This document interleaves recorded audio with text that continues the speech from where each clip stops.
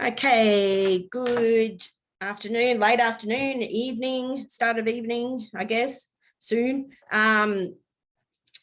This is our third week, so, we're getting through them. Okay, so what I wanted to do was I am going to go into media arts. So we're going to go, like a nice transition from visual arts to media arts. But hopefully by now, after watching the lectures, you have got a fair idea of what the media arts and the visual arts are.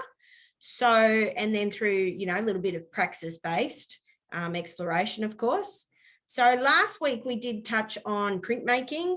I did show you the foam print. I did show you a little bit of mono printing. So we're going to go back through that because it might be something that you want to use when we go into the media arts component.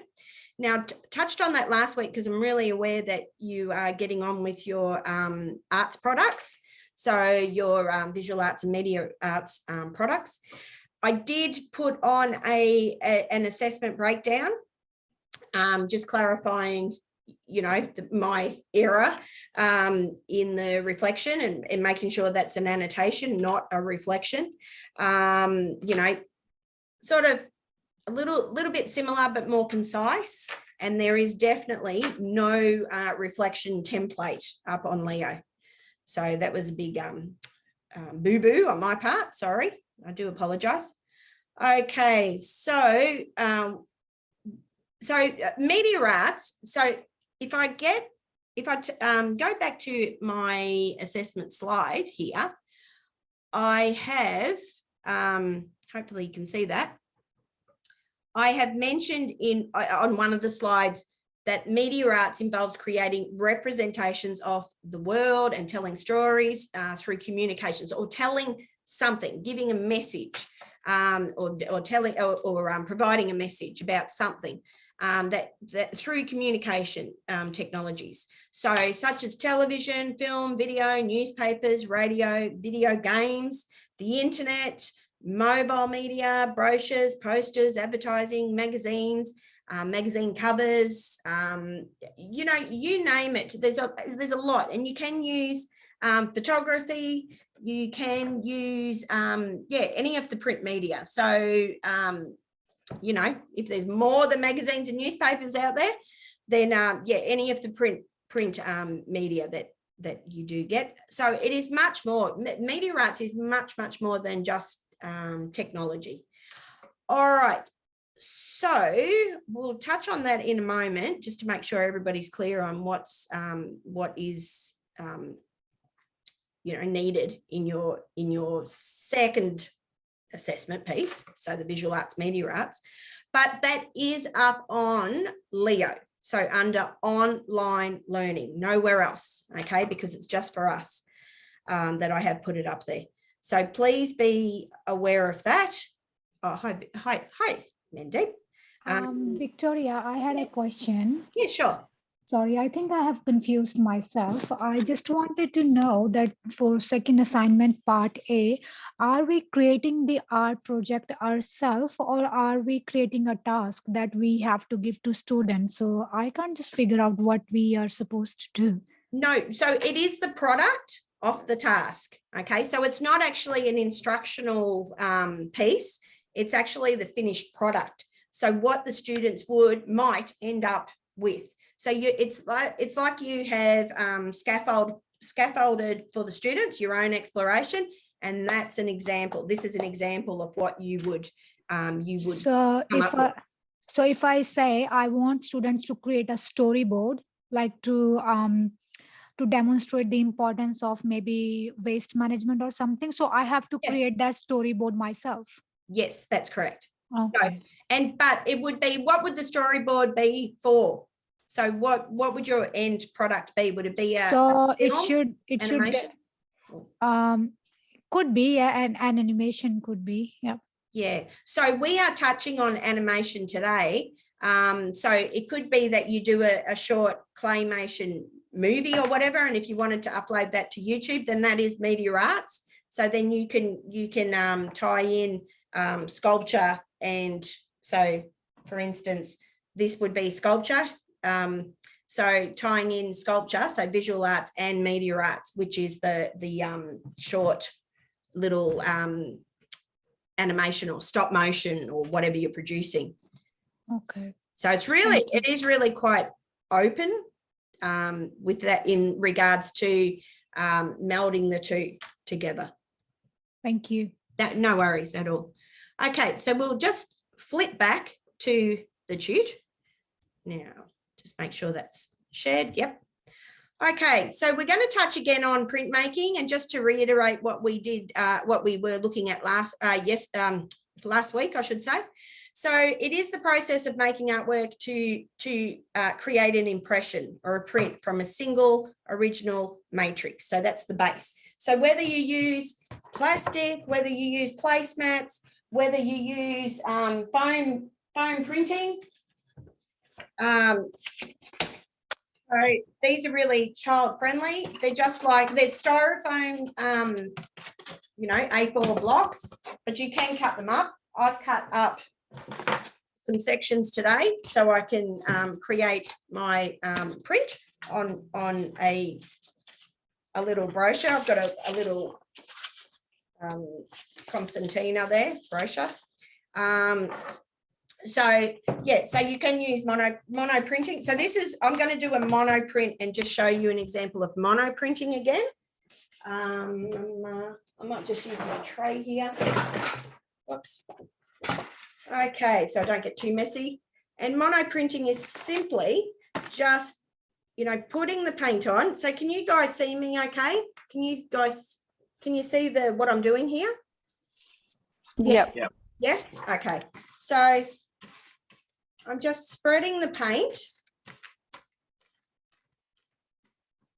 And then what I'm going to do is I take the end of a paintbrush, or I take the end of a pen or a skewer or whatever, and I will create an image. Okay, so it depends on how thick the lines are going to be.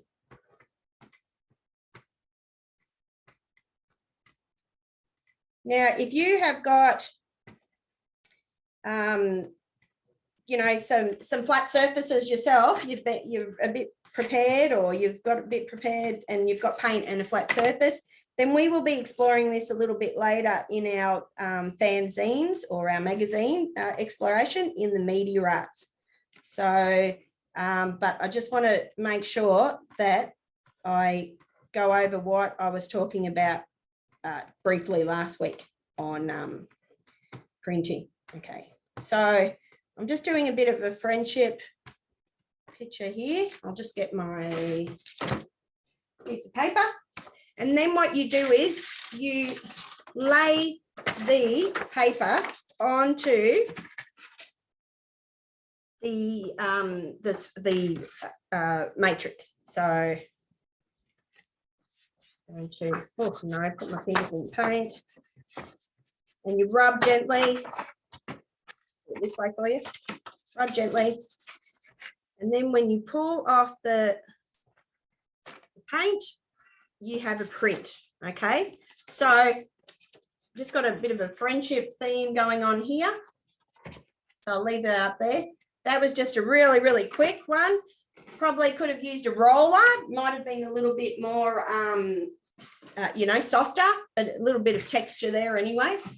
So no two prints are identical. So if I was to print that off again, there is going to be some smudging, so it won't be the same print. You know, like the paint will be lighter, the lines might be a little bit, you know, not so intrusive.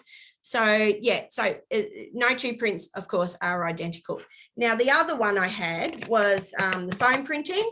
So this is simply using a pen on your foam and on any styrofoam, but you can buy them from you know, Zart Art or any of the art shops, and you are just making an impression into the foam. But I always say to the children that, and students, that you do need to make sure that when you rub your fingernail across, that your fingernail does get stuck into the grooves, okay? So, and then what you do is you just, again, paint the surface. I'll just put a little bit of paint on.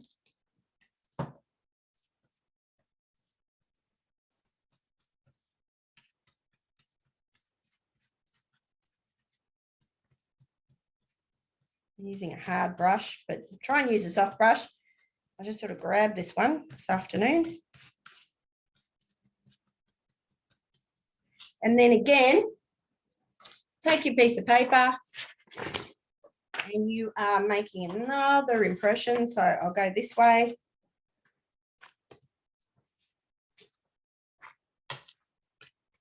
And just simply rubbing again, okay? So making sure that paper is nice and flat on your printing foam, so it should stick. And then you just peel off the foam to reveal the print, okay? So, oh, wow. Might have had the camera on there. So anyway, that's the final result there. So that's going to go with my little booklet there. Okay, so it is about repetition. So it's that natural urge for children to repeat the process. So although they're not the same, they can repeat it and repeat it, the technique and the process. So it engages students and it allows them to investigate, allows them to problem solve. The techniques are relevant to students, including stamping. So you might have done the old potato stamps at some stage. You might have gone out into nature and collected some natural, natural objects and put those into paint and painted them before. There's so that was mono printing, the first one. Stenciling again is like you can use doilies, anything that has got a some spaces in it, some cut out spaces you can stencil. So getting the children to cut those out, you can create stencils that way. And relief printing, so adding cardboard to cardboard is a good printmaking tool. So and you come up with the collagraphs, okay? So that's the technique. So there are a variety of techniques that you can use. I showed you a screen last week, so screen printing. You've got the collagraphs, and that's the actual building up of layers, and then you've got the cyanotypes, which is you lay a pigment down on some material or a piece of paper, and you put the objects on top, and then what happens is the sun actually will there'll be a reaction with the sun with the liquid. You've got block printing, so cutting out. We don't tend to use that as much in the primary, or definitely not the early childhood or primary, within primary education, more secondary, because these tools are quite sharp. And then you've got the monotypes. So so those mono prints. So let's look at fanzines and zines, they're called, so magazines. That's where it's derived from. So as you can see the picture, it is, you're more or less creating, you could create a graphic novel, a comic, animation of some sort, so paper animation. So zines are short for fanzines or magazines, and they are independent or self-published publications. Informed by a DIY ethos. Okay, so really, really great concept or technique to use within schools.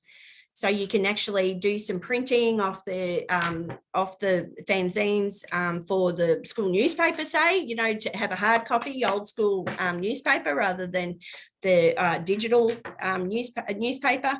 And I'm talking about student, maybe a little bit teacher directed, but student centered exploration. So they come in a variety of formats and often include both original and appropriated text and images. So like a collage, okay? So topics are covered, the topics are covered at the broad. They include poetry, art, personal journals, politics, and fan fiction. So that's the little graphic novel at the beginning. So zines are a product of either a single person or a small group. And tonight, you know, if we hadn't been in the studio, we would have all been grouped. Okay, it's a bit hard on online because you can't create a fanzine because you're all separated. But we can, you know, we can explore maybe doing a couple of prints and some editions of collage ourselves anyway. So the zines are, yeah, you know, either small groups or single persons or pairs. Then the original can be photocopied and you can circulate it within the school. And it's really good when you can get when you are trying to talk about a message. So if you had topics such as the environment or sustainability, or you've got, you know, problem with you know, within the school, the children not recycling, or you want them to recycle, or you want to introduce a topic to them that is relevant, you know, you can go through social commentary or, you know, political fanzines. So it's really to discuss a message, so or provide a message, okay?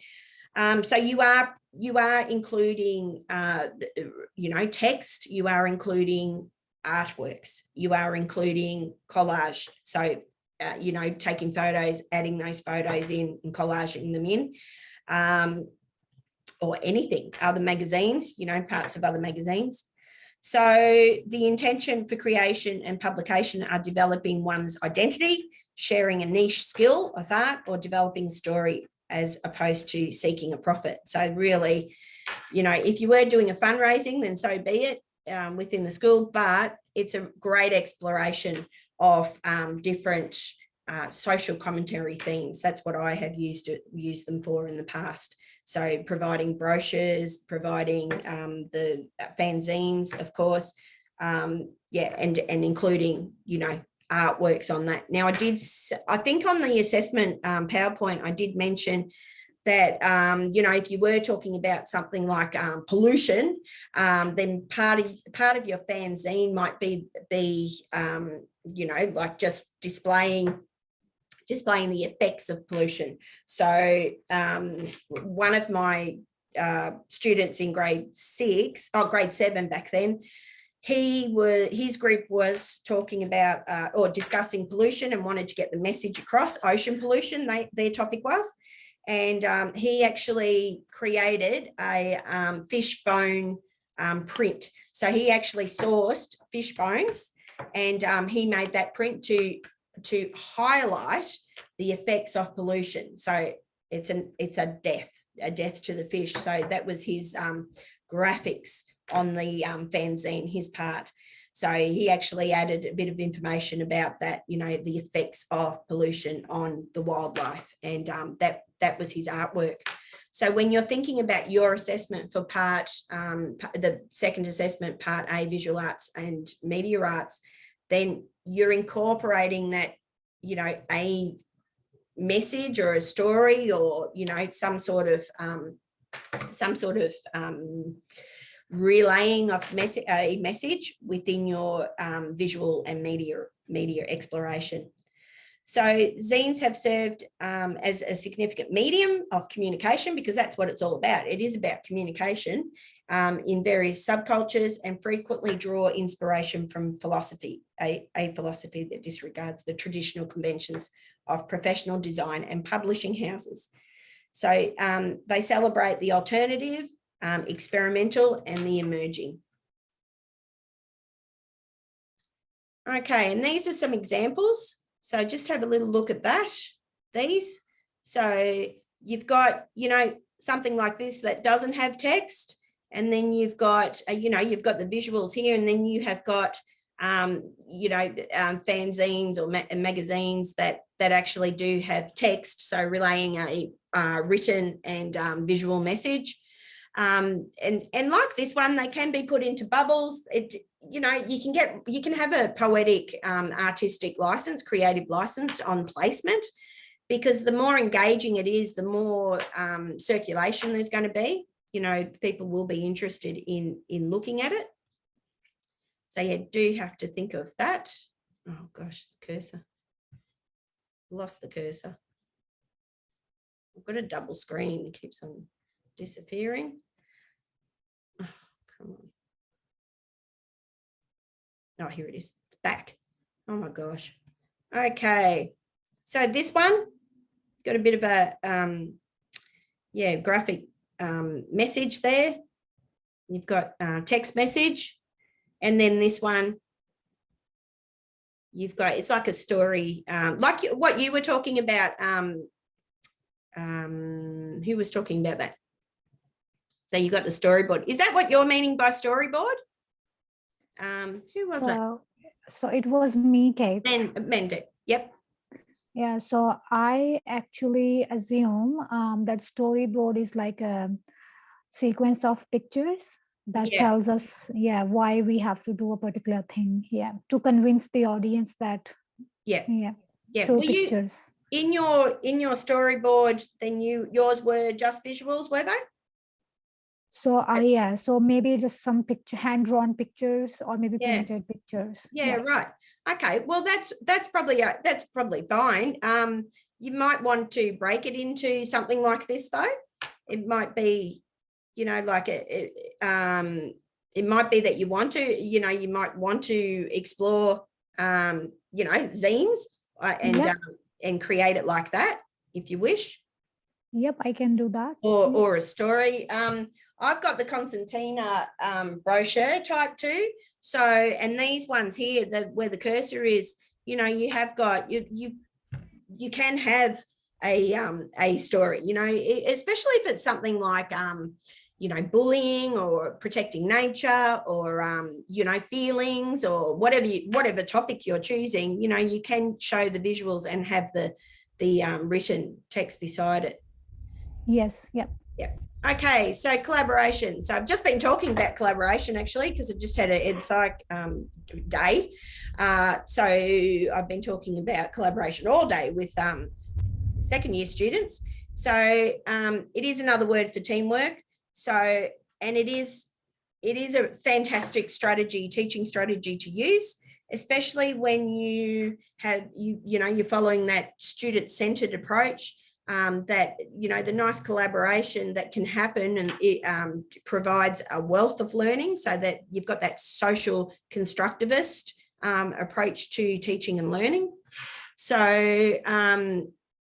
it is a partnership, has the ability to create a massive explosion of creativity and knowledge, and result in an expanded, well thought out concept. So collaboration is more than getting together to fuse your creative energy.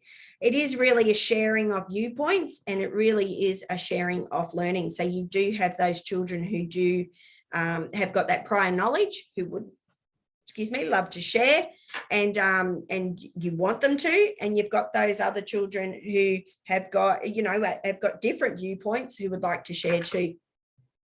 So collaboration allows artists to experiment, take chances, as well as learn from and teach others.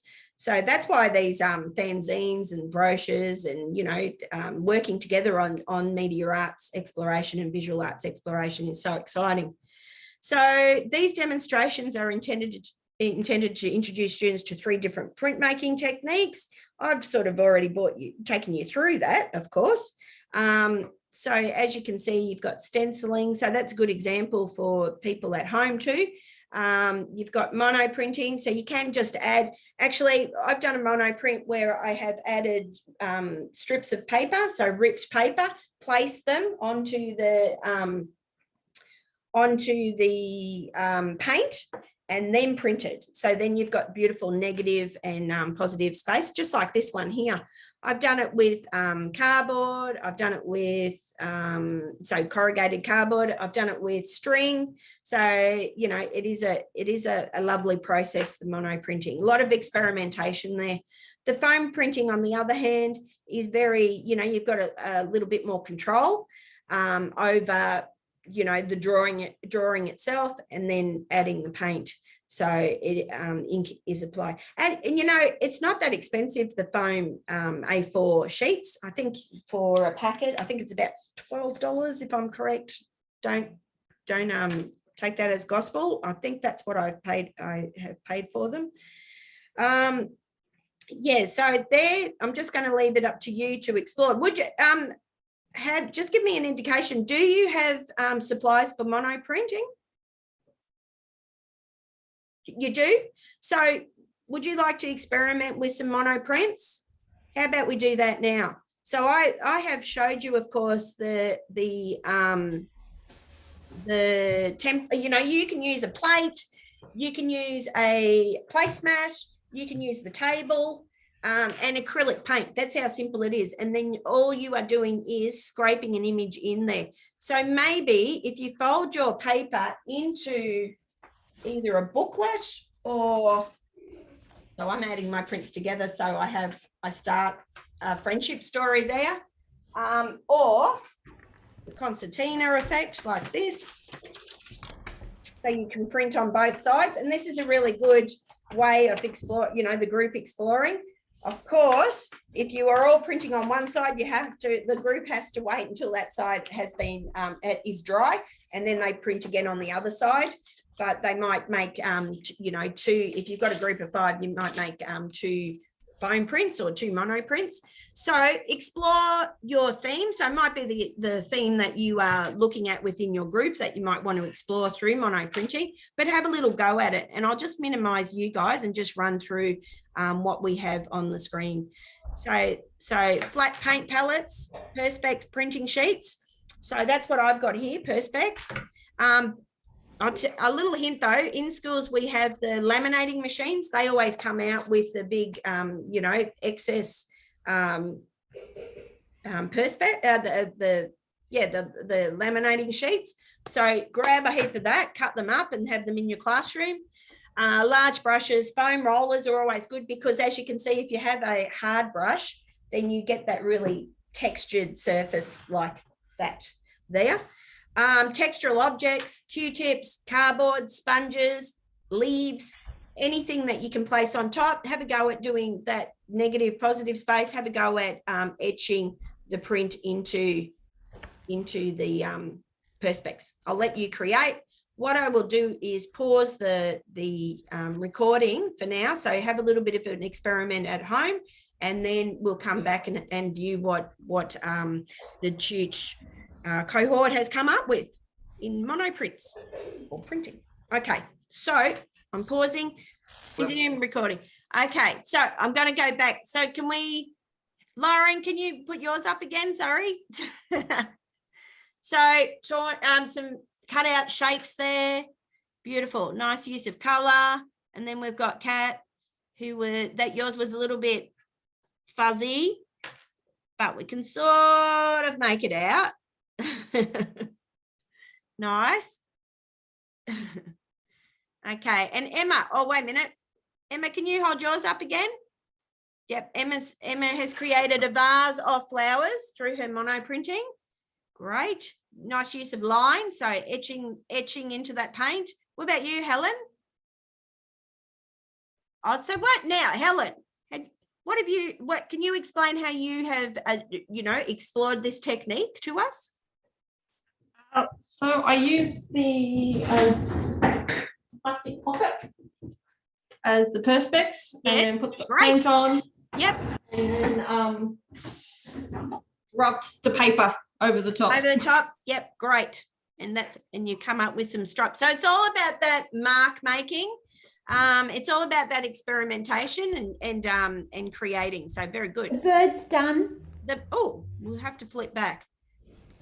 Oh, nice. Can you put it closer to the screen? Ah, yes.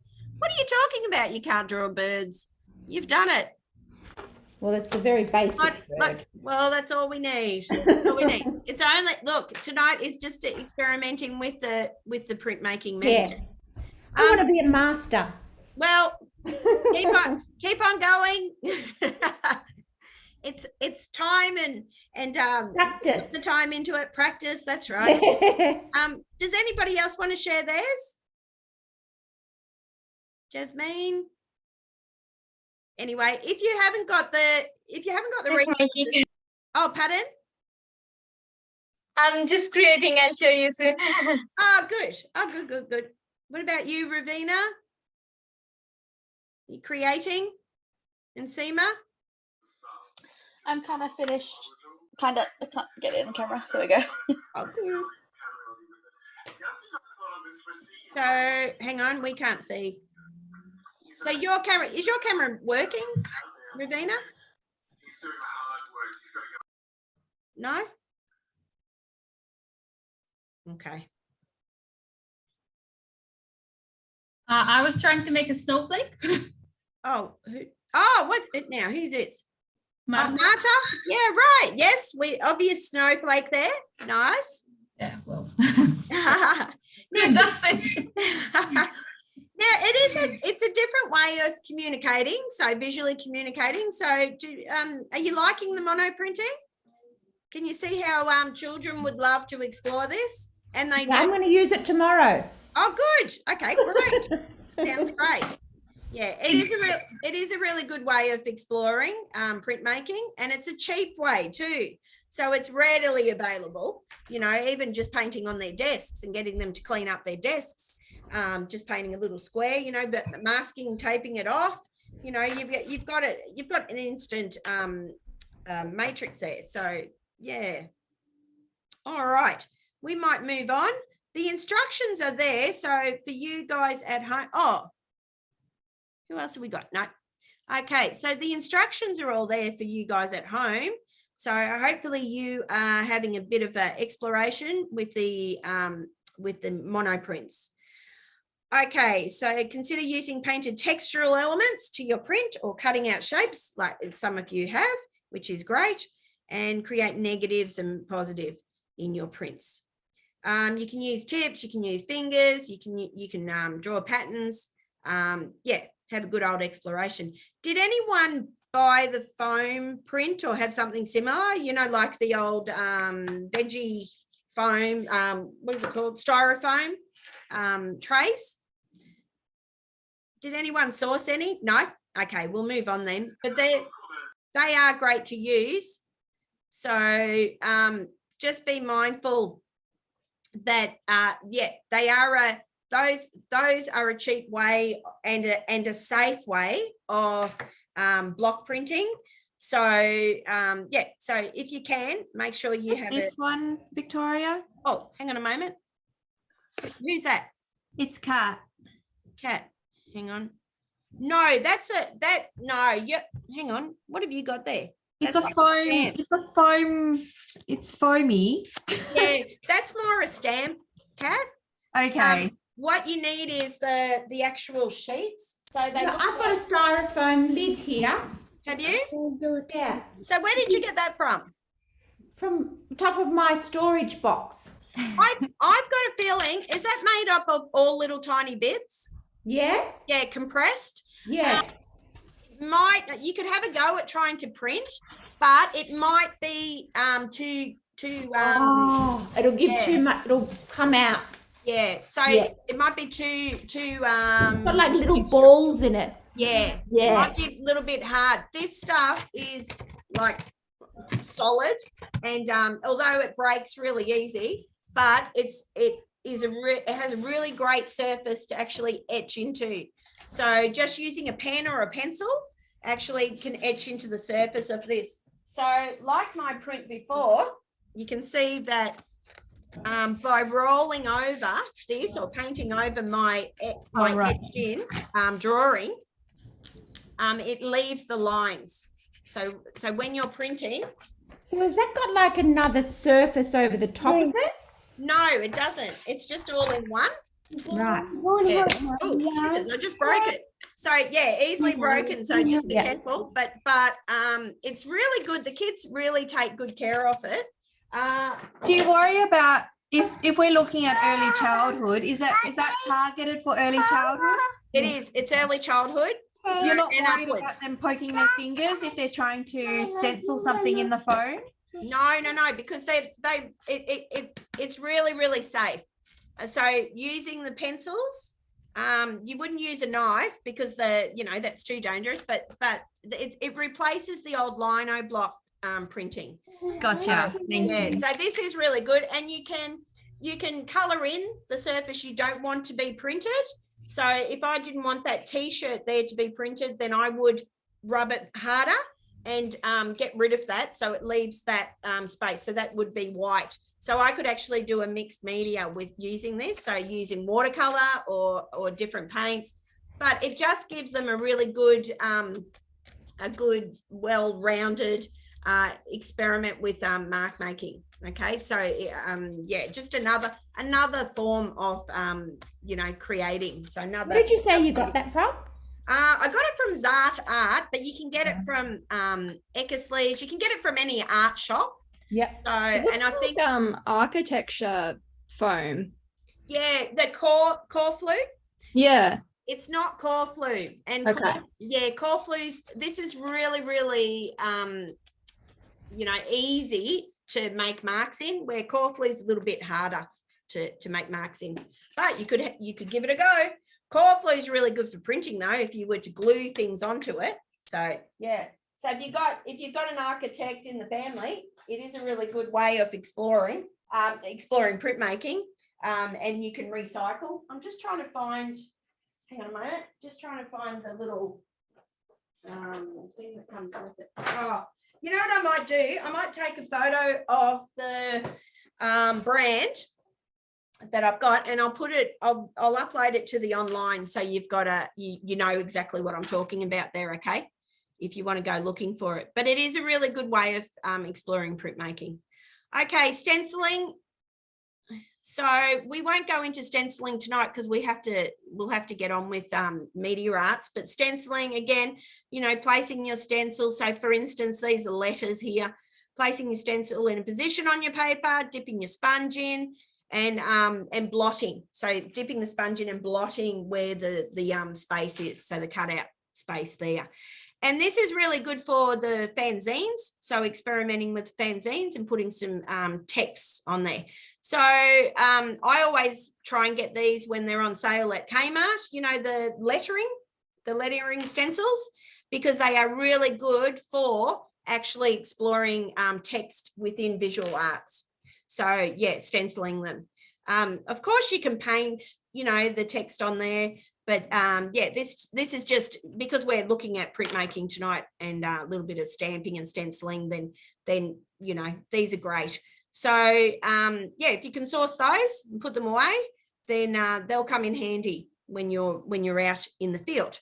Okay, and it might be something that you want to look at within your product. Okay. So making zines. So I would normally get you into groups of 4 or 5, but I'm not going to. You're deciding on a topic. It might be, the theme that you're looking at within your group. Each member of the group must create one double page, of course. Now I sort of have talked about this. So, like I've got 2 prints here. Now I would have to, look, this is really, really basic. I'm expecting, if you're exploring this for your product, then do not use a hard paintbrush, okay? Because you're going to get a lot of texture like this, unless you want texture, that is. But I need it. That was like 5 seconds or 2 seconds worth of drawing there. So the print itself hasn't come out the best. You can also, when you're printmaking, mono printing, you can also put some color down, some different color. So I could do patches, where patches of color where I needed to for the mono print. Remembering mono print is just the one-off print though. Okay, so the fanzine or the zine, yeah, what you would do what the kids would do in a collaboration group is actually discuss the layout. They would discuss the pages that they would like. They would discuss the topic, of course. They would discuss the technique, different printing techniques that they would like to explore. They might do some drawing technique in there. Yeah, it just depends on what sort of topic and what sort of message you want to get across.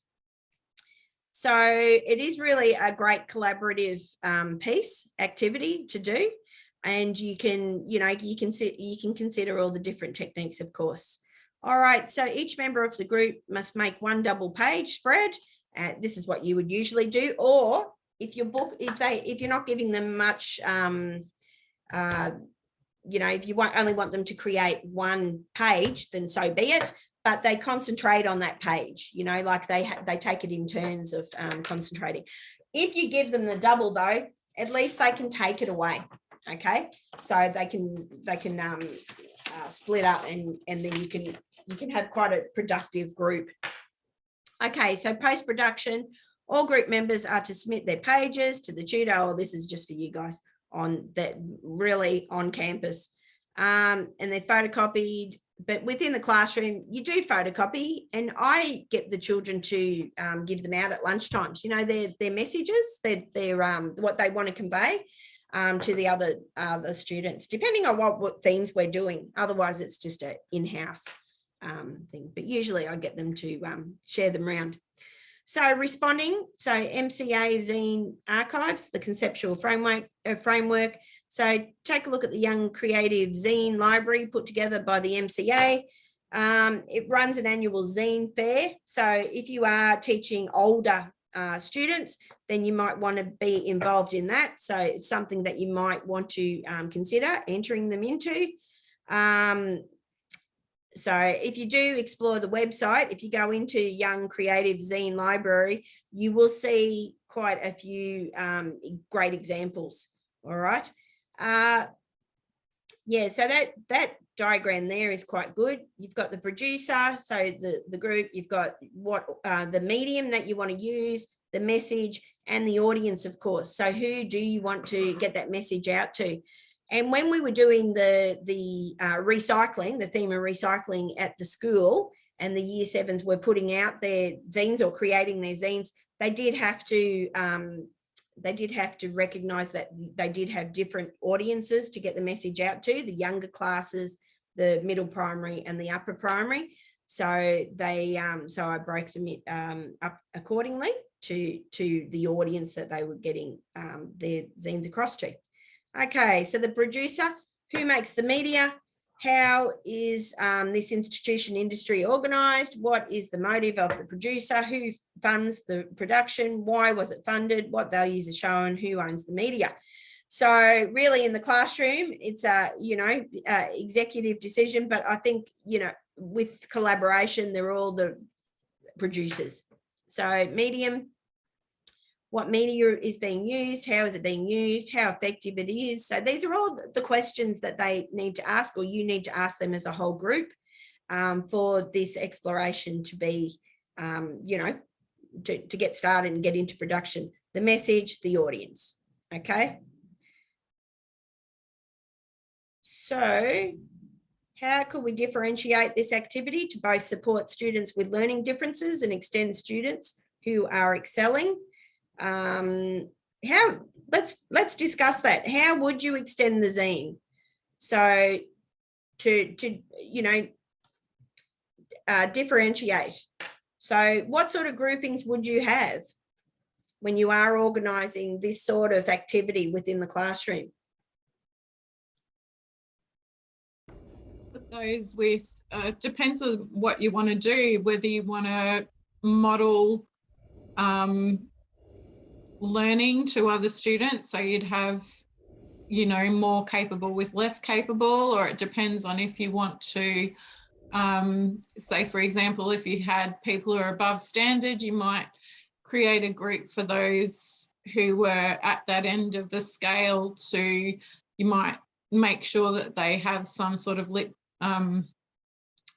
wording component to that to that task, whereas for others it might not necessarily be the case. Yeah. Yeah, no, Um, that's right, Ruby. Thanks for that, because you have to be mindful of your students and their capabilities.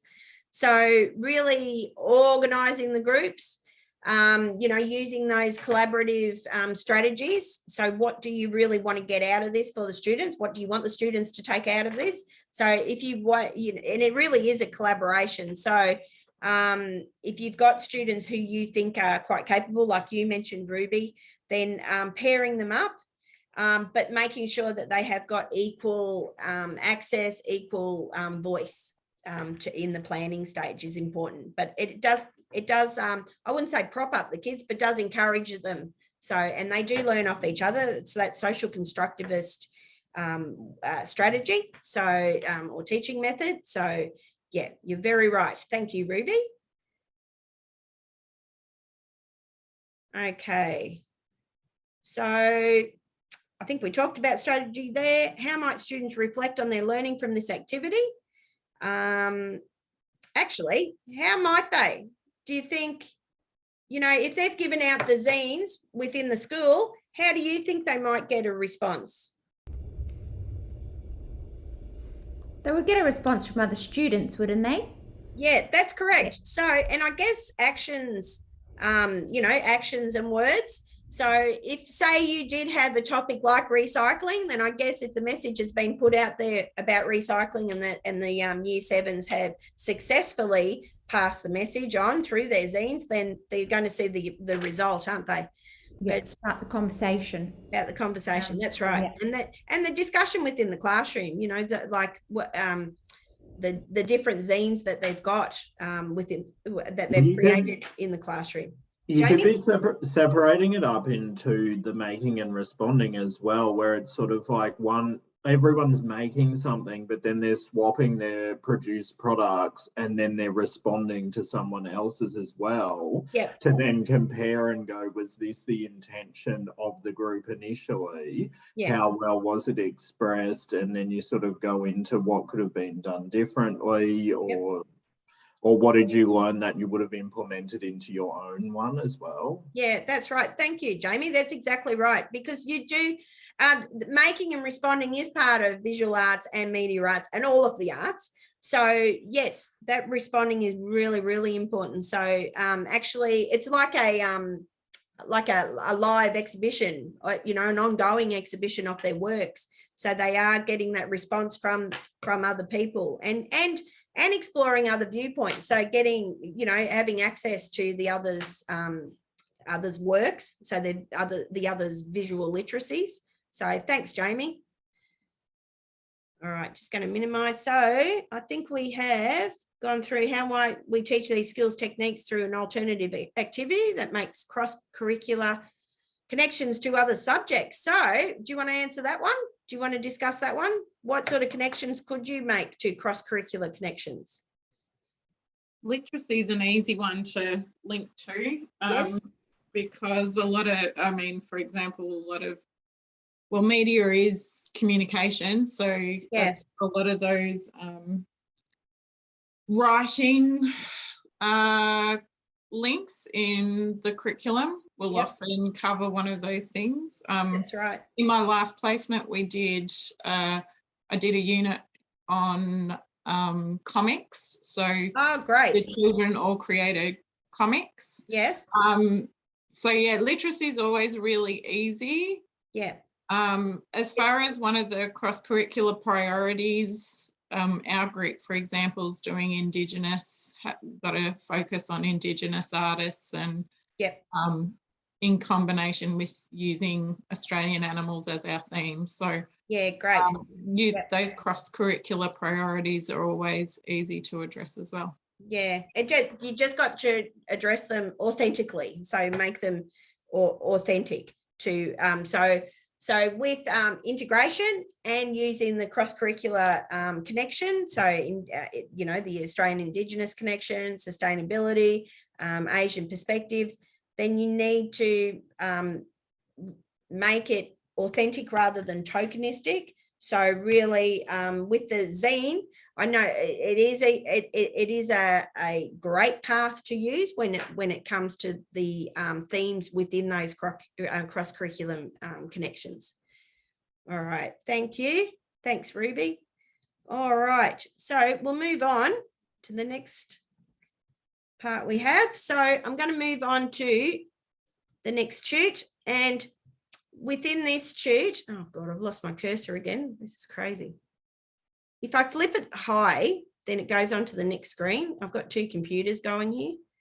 Okay, so photography skills. So part of Media Arts, of course. So I know a few of you are using photography as your Media Arts component. So using photography is great because, you know, children have got ready access to iPads. So the production techniques for capturing images can be taught. That's the techniques of photography. So rule of thirds. So we can use that. I think on devices you do have a you've got access to a rule of thirds. Most of them do now. That's where we cut the you know, the frame into sections. So we've got three, you know, upper, middle and lower, but then again, it's cut again into thirds going from across, so horizontal and vertical. And that's why we get these spaces, the 9 spaces. So when you've got the rule of thirds, anything sitting on these lines is meant to have a balanced approach. Have we got any photographers here? Or you know, not professional, but yeah. So do you enjoy it as a hobby? Oh, good, nice. No, that's what I'm talking about. But Emma, do you use the rule of thirds in your photography? Oh, yeah, absolutely. And someone, when I first started out, because I started when I was maybe 12 or 13, yeah, actually pointed out that I naturally had been making my images have that rule of thirds, and I had no idea it was a concept. Yeah, great. So that's how I got introduced to the rule of thirds. Oh, good, yeah. good. Yeah, and most of us probably do have that eye for placement. Now, rule of thirds is, you know, we use it within visual arts also. Now, just going on to the other capturing, you know, the techniques for capturing images. So depth of field, the macro or the close-up, which can be really great because I know I've taken pictures of little tiny frogs, and just the detail that you can get when you do a close-up is fantastic. And then to blow up that image even further, if you've got the right pixelation, it's just amazing what you can see. You've got the long exposure perspective. So, you know, down, up, perspective up high. So, you know, you're looking from up to down. You've got the contrast that we talked about within visual arts. So, you know, quite aesthetically pleasing to the eye, well balanced. And then you've got the golden mean or the golden ratio, which is that spiral. And usually in nature, it is those spirals like ferns, the fern and, you know, the flowers, the shells, you know, most of nature does have the Fibonacci sequence, which is the golden ratio. Light shadows, so beautiful images. And then you've got direction of line also. So photo editing, so you can crop, you can blur, you can use the filters. There's so much you can do these days with your apps on your phone, or even if your phone's got it, or the cameras, the digital cameras. So double exposures. Now we used to do that on our little Kodak cameras anyway. When I was younger, the double exposure that was given. Tune image, vignette. You've got so much you can do. So if you are choosing to use photography, then have a look at these slides. You can digitally manipulate your photos, of course. And if you are using it within your product and you're using photography, you can digitally manipulate your visual arts component onto the photo, which is, it looks stunning when you do things like that. So have a good play around with it if you are doing it. Now, removing the background and replacing the background, you've got apps that do that. So yeah, look, there's an address here, www.remove.bg. So many good apps these days. So I'll just go back up here because we were going to look at some advertising and responding to food advertising, and then go on to creating our own food as advertising, because it is part of the media arts. So, you know, looking at how people or advertisers do get our attention, it's good design. So the typography, the graphics within the advertisements, the text, so the message within the advertisement, as well as what sort of text they've used. So especially in you know, the written text, it's really important. Business, the branding, the layout, the composition. So you must have a clear message, of course, in advertising. I don't know whether you watch the Gruen on ABC, but they have they've got some great examples of advertising on the television, and they go through it with fine-tooth comb, those particular people in that field. Representing a product accurately, using text, color, symbols, communicating style and values, appealing to the intended audience. So it's really important that you do point out that if you are going to be using advertising, which, you know, exploration of adverts is so easy and it's so available. So whether it's on television or whether you've got magazine advertisements, then you can really pick them to bits and have a really good discussion on great design elements. Okay, so graphic communication describes designing and making products using images and text to communicate ideas, concepts, emotions, and broad audience. So predominantly paper-based, but they can be on websites, of course, and other forms of communication like television. So print media refers to magazines and newspapers. So actually including advertisements in your newspapers, your school newspapers. But you know, really, when you are discussing ads, then you are talking about all the components of a good ad. All right, we'll move on. So just a nice little picture of the graphic there. I'm going backwards here. All right, so we'll move up. Now, is there a consensus on whether or not we create our own advertisement? And I'm thinking, you know, you choose the product and you create the advertisement. But I'm thinking we might do this. I'll let you explore that in your own time. But as you can see, there's a few examples here. We might actually move on successful advertising, but we might just move on to the next component, because otherwise it's going to be a late night. So I'm going to let you do that one in your own time, that exploration of advertisement. But if we just have a look at these images here, we can have a bit of a discussion. So what makes this one so successful? The Cadbury advertisement here. What do you think from an aesthetic point of view? It's the use of like the branded color. Yes. Yep. And it's got a very simple color scheme. Yep. It's recognized as Cadbury. Yeah, that's right. And I think the chocolate and all of the movement as well, the movement in the typography. Yeah. And the product. Yep. Very good. I agree with everything you've said there, because the movement itself, it's just like direct your eye. Yeah, they've smashed the chocolate, and of course, I don't know, it's making me hungry now actually looking at it, because it's so successful in the way those words jump out at you. You know, the free, the joy.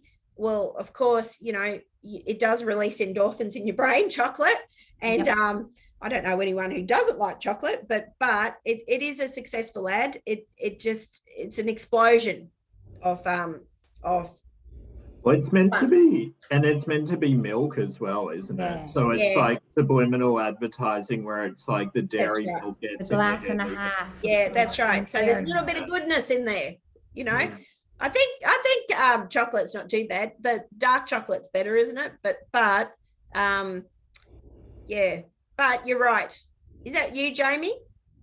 Yes. Yeah, you're right. It does have that undercurrent. Okay, what about this one? Great source of iron, bronze, silver, and gold. So do you think that's a successful ad? Do you Yeah, like it? because it's got that 3D effect to it. Yeah. And you know it's the yeah. wheat bix, don't you?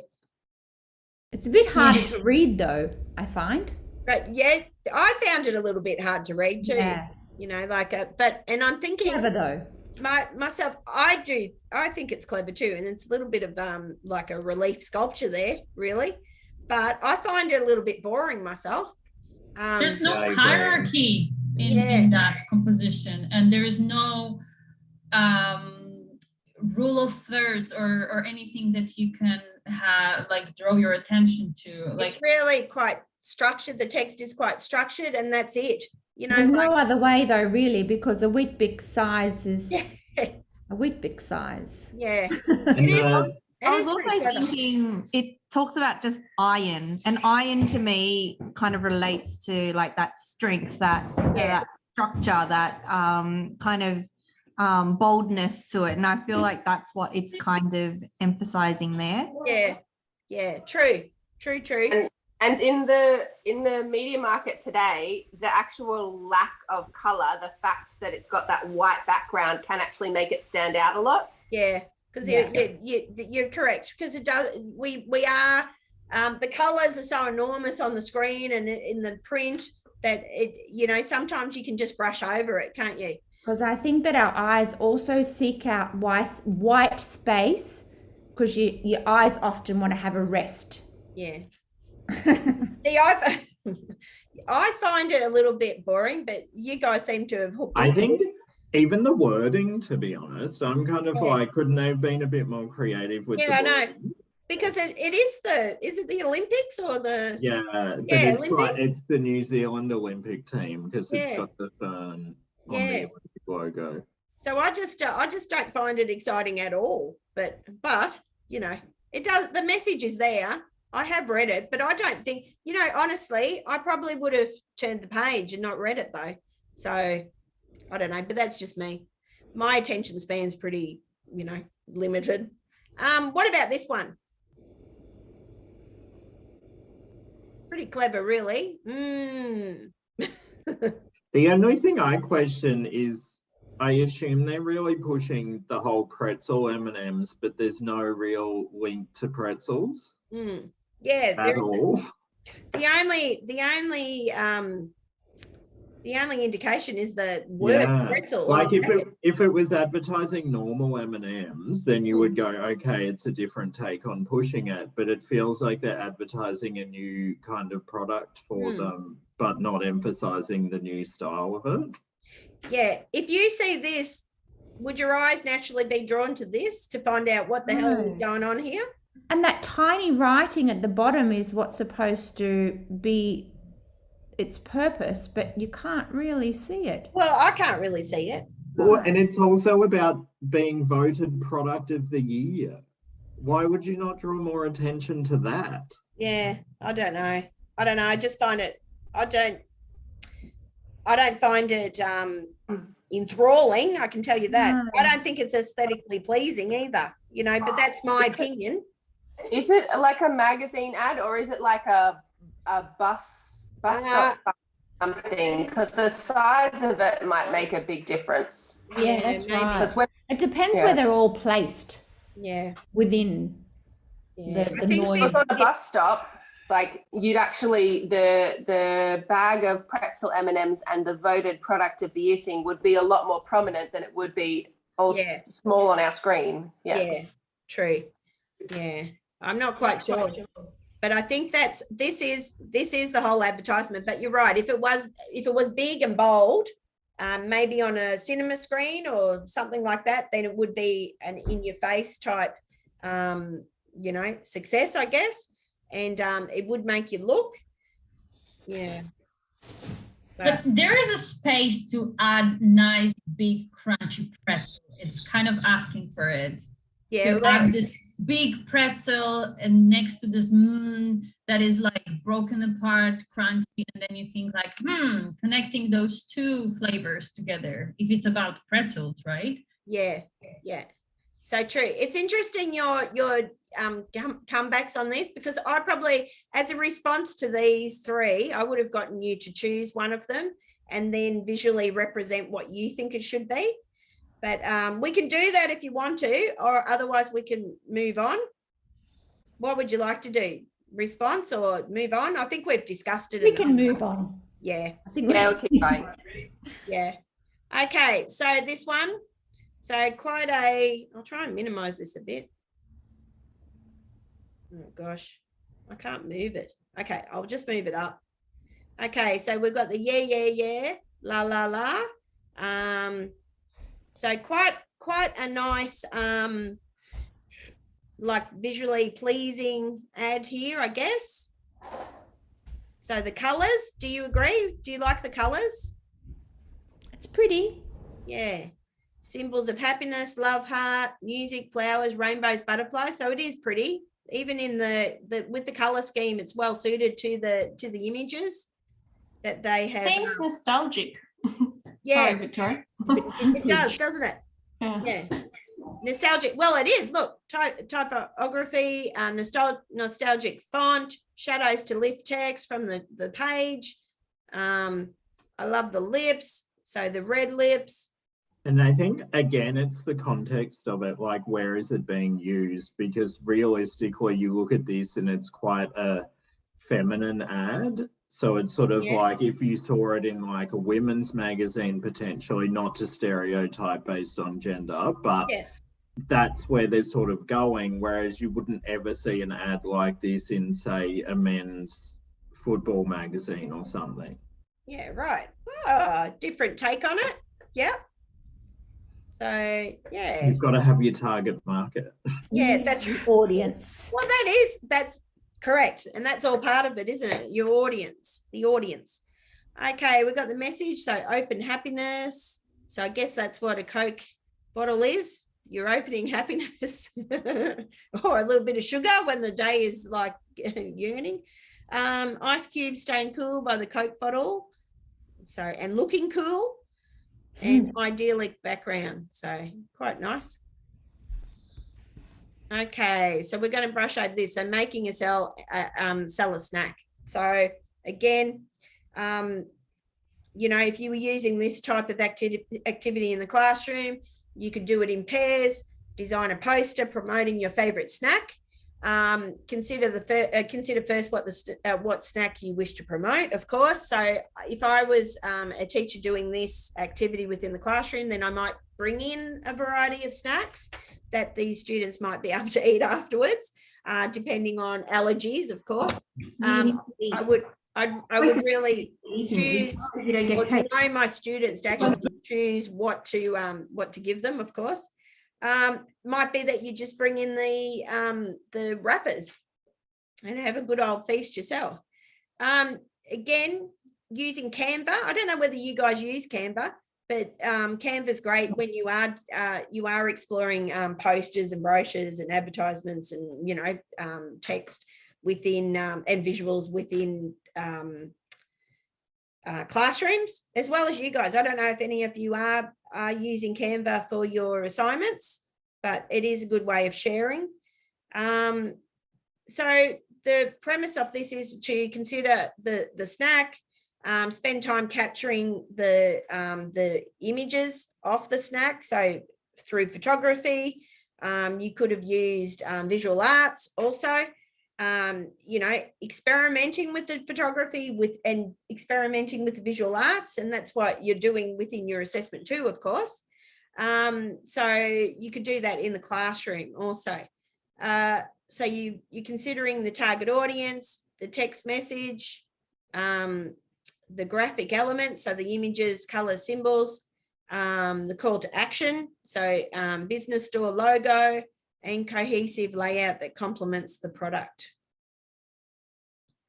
All right, we'll skip over this. We've already looked at that. So what I'm going to get you to do, and I'm going to break you off into some groups, into the breakout rooms, and I am going to get you to design a poster, okay? I won't get you to use Canva unless you want to. If you want to experiment with Canva, you can, but it's a little bit difficult because you're in a breakout room, I guess, and using your computer. You might be able to use it on your phone. But if you don't want to do that, then do a paper copy. Okay, so this goes through the Canva tools though. So Canva tools and functions. So you've got templates. I'll just quickly go through this anyway, because it might be something you want to consider with your within your assignment. So templates, elements, upload, text, background. So if you're ready to start sharing your or getting your creations, your products together in your group, then it might be something that you would consider. Okay, so tips for designing your poster. So align graphics and type in relation to each other on the page to reduce visual chaos. Well, we're not going to do that because although we're in groups, it's a bit hard to share. We're a bit hard when you're on campus. It's a lot better. Visual balance is achieved through counterbalance, of course, using contrasting elements. The text, so eye-catching, communicate the message, bold lettering, simple slogans. Overcrowding can lead to visual confusion, so that's another aspect. That Coca-Cola ad before was quite pleasing because you didn't have, they could have got a little bit chaotic with that, but I think there was a harmonious balance within that piece, within that advertisement.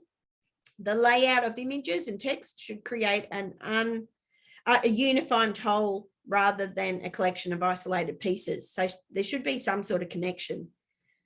Okay, Padlet, before the end of the tutorial, don't worry about that. Do you want to explore that poster, or will we leave that too and we'll move on? So design your poster. Will we leave it? What's the consensus? I've done them before. So yeah, I'm thinking it's up to you guys to explore Canva, because it is a bit hard for us to break off into breakout rooms and then explore Canva without actually sharing them. So, if you explore Canva yourself, that would be great. But you've got this, my advice to you is get a USB, download all these tutorials, because you've got quite a lot of activities and lessons in them. Have them as a resource for your future teaching. But Canva is widely used within the classroom and, education full stop. So whether you're in, primary or secondary or tertiary, it's a great platform to use. So there is a lot of information there. Have a little bit of a research on that aspect, different platforms that you can use. All right, we'll move on to Victoria. Yes, yeah. I have a question regarding that. Yes, yep. I tried using Canva and making posters, so I'm quite easy with that. Yeah. So the one question that I have, that we have to use pictures that we click for our visual art project, or we can use picture from Canva? So what you need is one visual arts, but you can use various images to complement the visual arts if you want, as a digital, using the digital platform. So you can use that in unison. So when you create the visual arts, depending on what your topic is, you can, try and mesh the two. So download it or upload it and put it into your into something like Canva, and then start manipulating your digital art if you wish to, and the text. So, and that's when I say digital art, it's just really using that platform. So exploring the media arts. So if you are using Canva, at least you've got that. You are using some sort of media art, and placement, because you would be looking at placement of image, say your visual arts image, placement of whatever the message is, you know, so yeah. So it's up to you what you, you know, what you do, what you explore. Right. Okay. Yeah. All right. So let me see. I'm just going to go back up to the beginning here. Oh, tutorial 4. So where's my tutorial 5? I think that's, hang on, might have to just go over.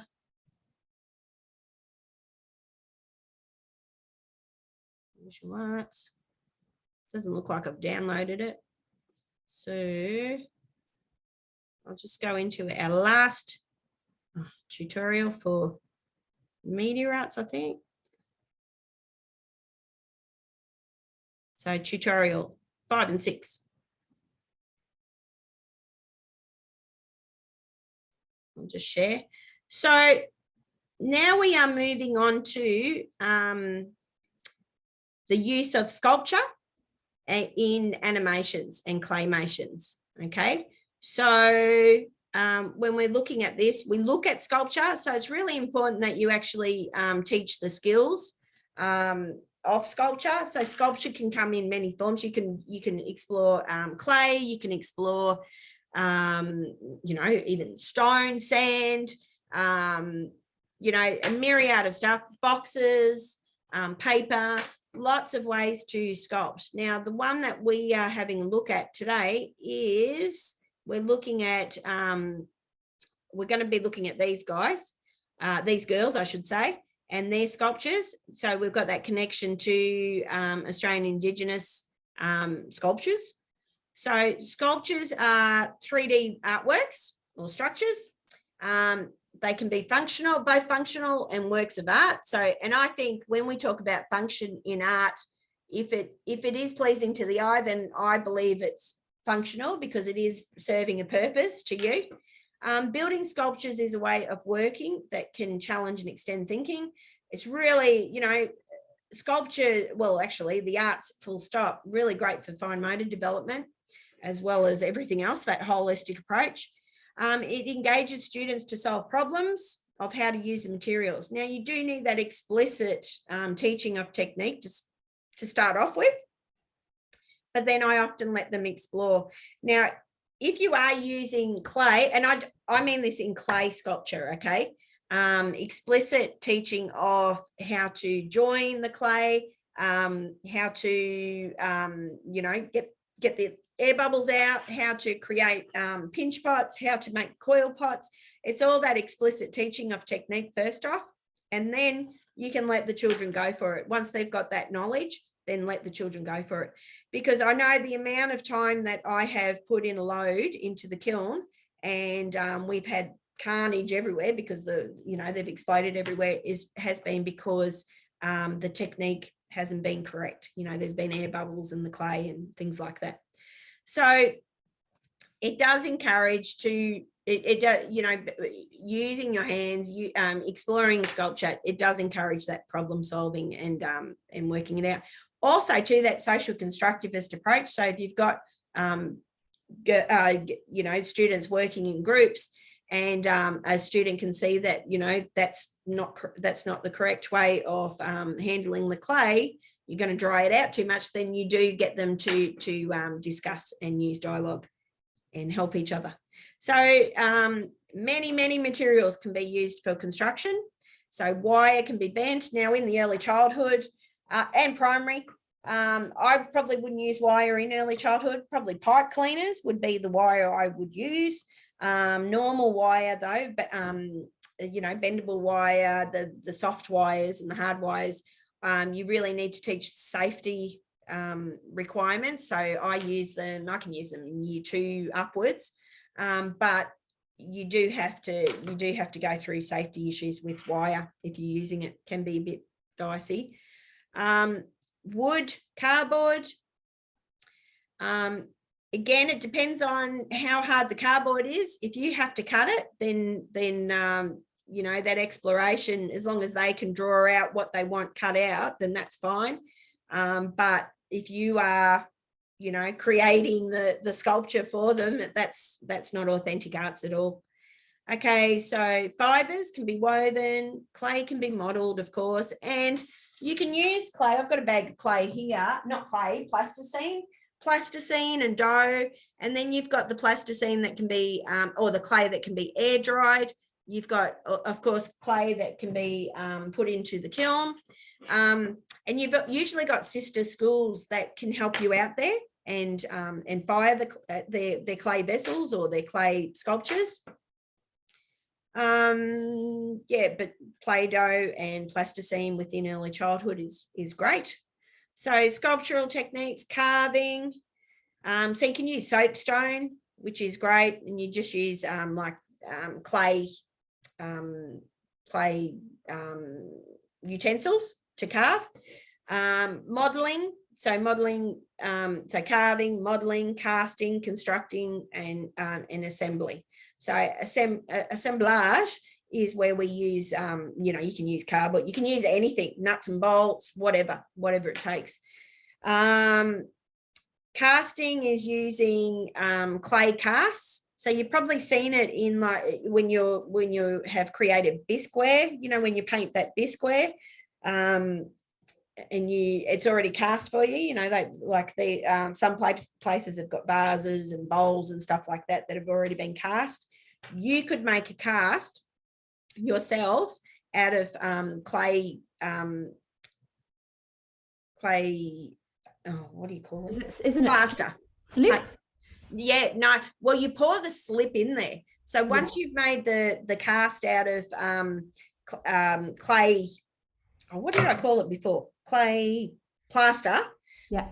Then you've got the form there, and then you can create multiple. So you can create a whole class, you know, 25 vases if you wish to, or 25 whatever for them to paint on. But that's not really, you know, unless they make the mold themselves, that's where the sculpture comes into it.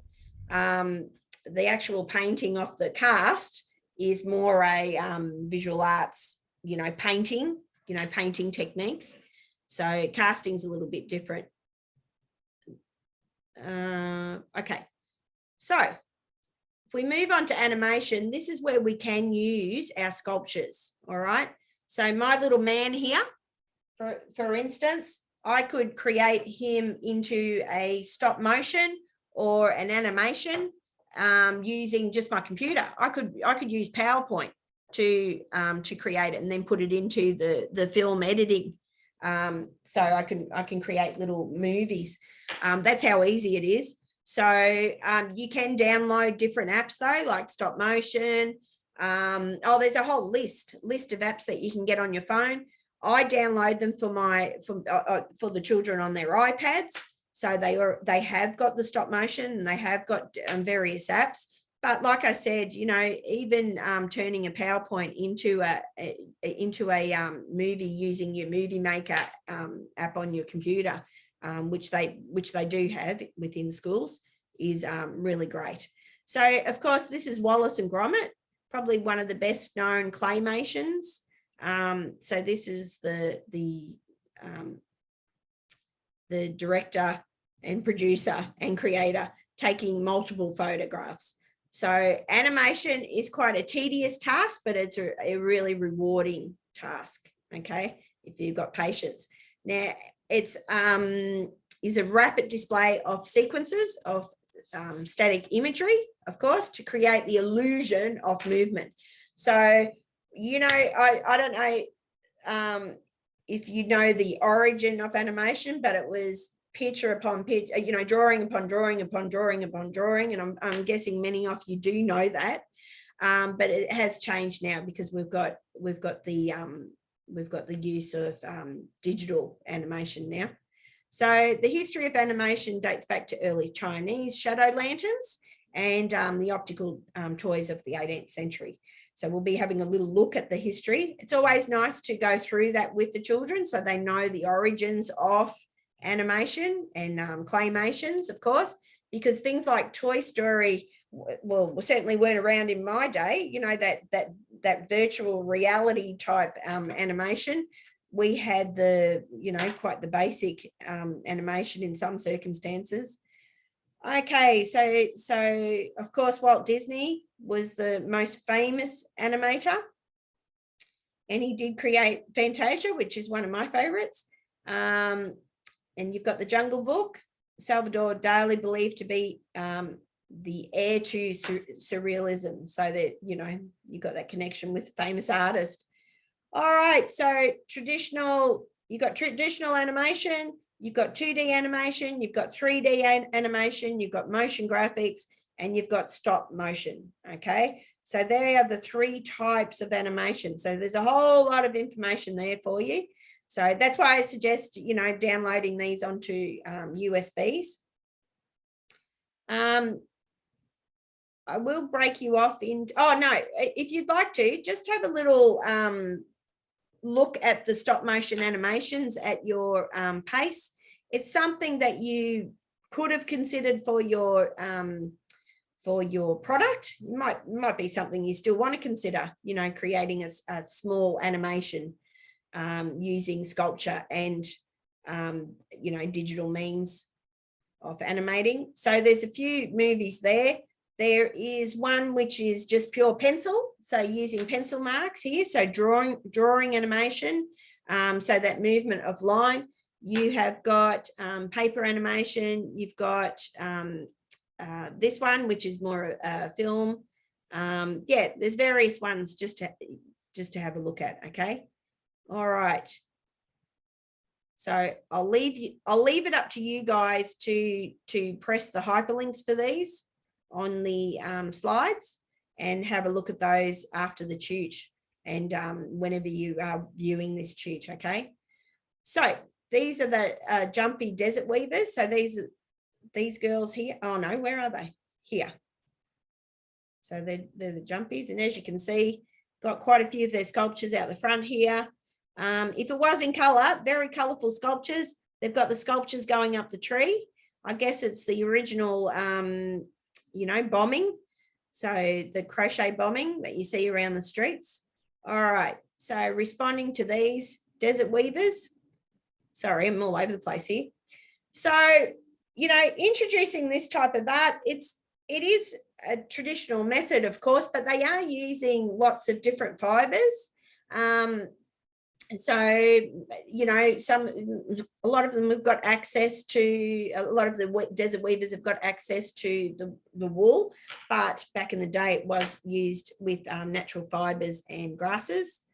So got a little bit of snippet of information here. The jumpy desert weavers are a group of women from the Central Desert who create sculptures out of local fibers and grasses from their land. This practice also supports cultural maintenance. So you still have that connection to the land. Some of them do have access to, like I said, wool and things like that, but the more traditional artists do still use the fibers from the land. The jumpy weaving is now firmly embedded in contemporary Central Western Desert culture as a movement that celebrates life, creativity, and country. So I love to get the children to respond to Indigenous artworks because, and through visual, oral, and written for the upper. But so what you could do is actually, discuss the jumpy desert weavers, talk about what they use, have a go of maybe collecting some fibers within your community and having a go at creating their own sculptures from the earth, so that connection to the earth. So in response, we think, write and talk.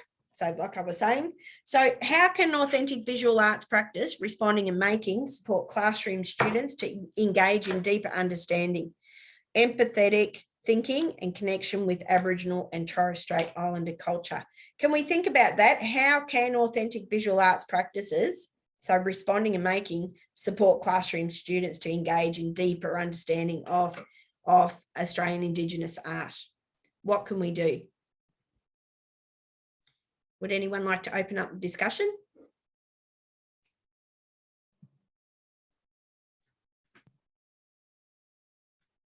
I'll have a go. Yep. I think it's really important to make connections with any sort of aspect of Aboriginal culture. One of the great ways is through creation stories. I'm from Wadawurrung country in Victoria, and the creator spirit is Bunjil, and the symbol for that is the wedge-tailed eagle. So that would be an element that you could connect to local, like for me, local culture. So it's really relevant, and it's relevant to our place and our time as well. Great. Great. And we're on, yeah. You know, actually researching, you know, like, are you what was the country? So Wadawurrung country in Wadawurrung? Wadawurrung, yeah. Wadawurrung. So are you working in a school now, or working in an early childhood? Yeah. So have you ever got the First Peoples from that country in?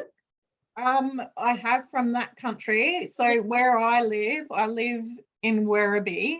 Yeah. But I live on the Wadawurrung side of the river, and the other side is Wurundjeri. So where I work is Wurundjeri, and yes, we have had Wurundjeri people. Right, okay, very good. And elders come to do smoking ceremonies. And that's fantastic, because you do, the richest source of knowledge is coming straight from the elders or the artists of that region. So, and you know, actually it's making that connection and having the children discuss with the elders and you know, simply making that connection. They do gain that deeper understanding. And thank you for that. That's great. There's also some very prominent Aboriginal artists within our area who are important to a lot of discussion too. So a lot of them, you know, have both Anglo and Aboriginal background. So had a lot of the artwork shows how they sort of come to terms with those issues that are related to that. And it's very interesting. A lot of things can be touched on. Yeah, that's great. So you've got modern Australian Indigenous artists and traditional. Yes, both. Yeah, nice. And that's so important too, because it's not, you know, although you've got to have that connection to the Indigenous, traditional Australian Indigenous artworks. The modern aspects really send a message. So exploring, you know, the traditional and the modern is important, because you can get that tokenistic viewpoint of just tapping into the traditional. So the dot painting and things like that, you know, and it becomes a like a generic tokenistic address sometimes within, and can become offensive.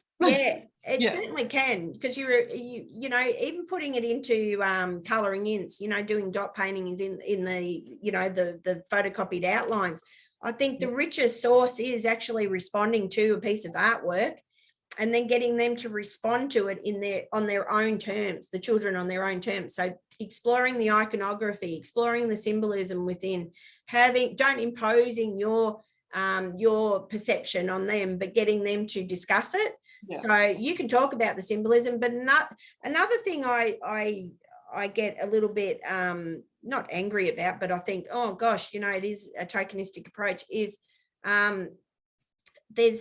you've got this symbol grid, so iconography representing like meeting places and stuff like that. A lot of people will just say, all right, to the children, use this in your artwork, and there's no sort of background knowledge about the symbolism. Because I know I had a cohort of Indigenous pre-teachers who came, you know, who were on campus doing an intensive, and they came from all around Australia, and we were talking about the iconography within Aboriginal and Torres Strait Islander works, and they were saying, well, one was saying, who was from Melbourne, well, we represent it this way, and then the Northern Territory girl was representing it that way. So we learned about each other's iconography too, which is really, really important. So regional response So your response in your area would be fantastic. You know, if you can do your research, you know, and respond to the artworks that are available in your, or come from your region, then that's a rich way of connecting to those the cross-curricular perspective of Australian Indigenous artworks. But in saying that, we should be allowing the children to respond to a myriad of artwork. So from, you know, from the Torres Straits to the Western Desert, to Victoria, to Southeast Queensland, to wherever, you know, so, and it's a touch of the fingertips. You can Google, you do your research and make it authentic rather than a tokenistic, just throw it in there approach. Okay, so responding to the jumpy desert weavers, how is the artwork or object connected to something you know about? So have a look at the artworks. So what is their connection to land? It's pretty obvious. So of course, the animals from the land. So a desert, the Western Desert, we've even got the camel here.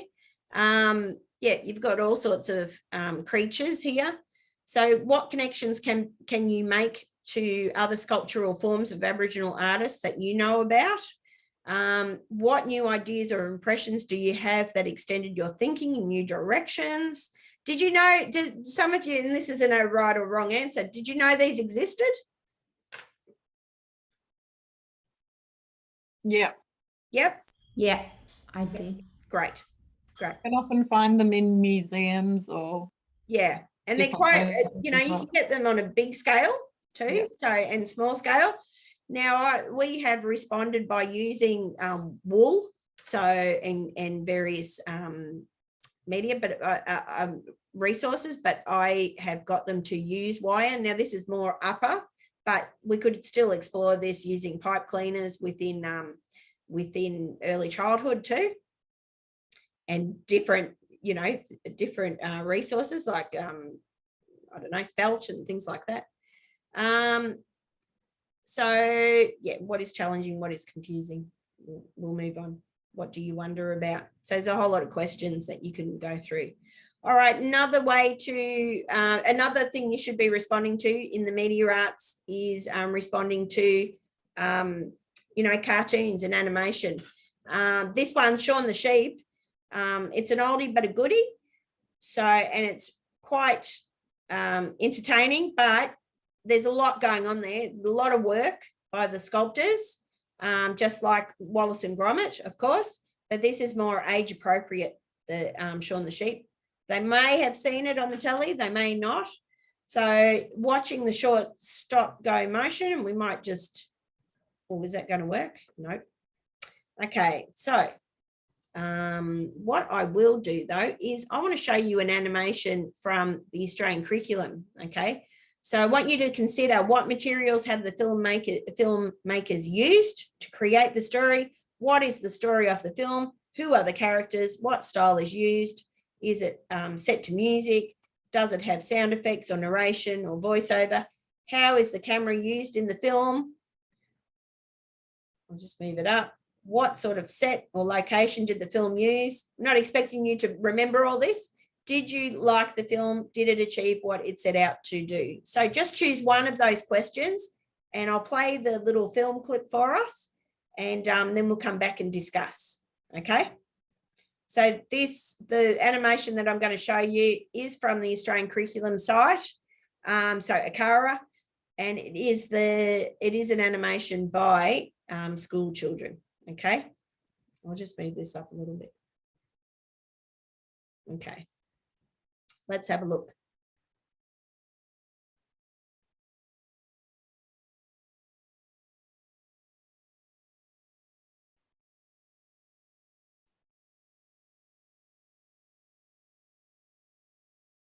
The white lion lives in the African savanna. They are endangered because humans hunt them. The white lion is not albino. It is just a lion with blonde hair.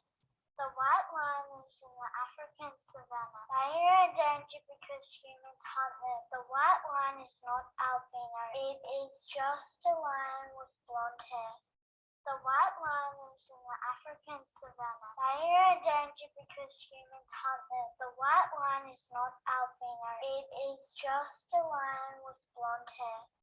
The white lion lives in the African savanna. They are endangered because humans hunt them. The white lion is not albino. It is just a lion with blonde hair. Okay, so discussion.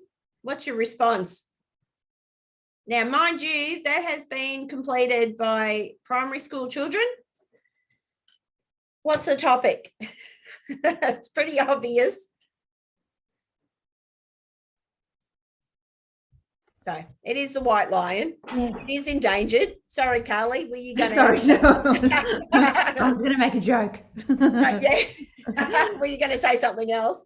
Yeah. Is it a white lion? White lion, yeah. So it is endangered, very repetitive, but as you can see, the children who created this, all right, they had one narrator, but there would have been multiple children who had done this, maybe 2, 3.